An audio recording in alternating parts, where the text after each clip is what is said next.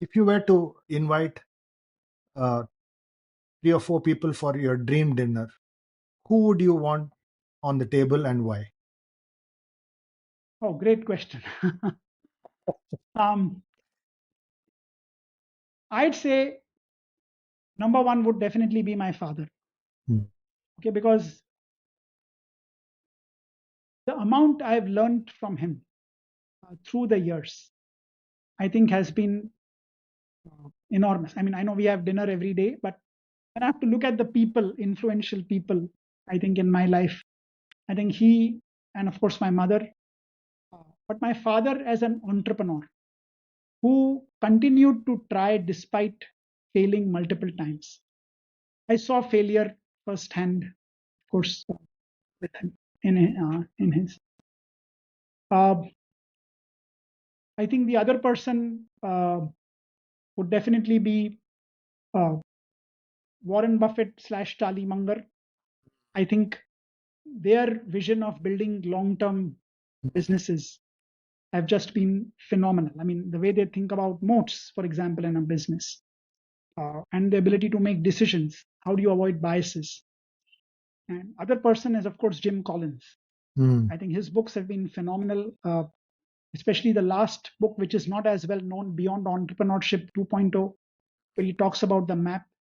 He has basically given us a vocabulary,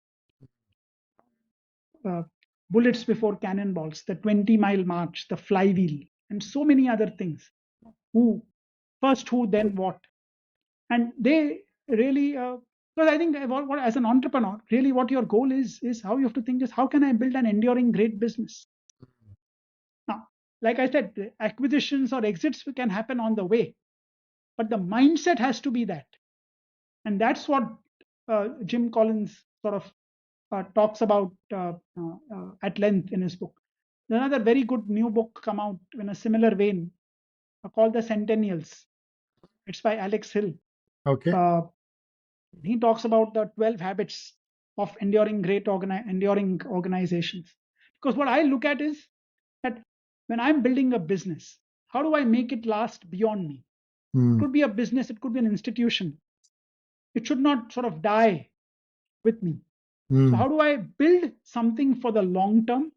And I think that's the best legacy that we can leave, whether it's in the business sector tomorrow, in the social sector, which I'd like, or institutions, beyond the business space is what I want to be able to build.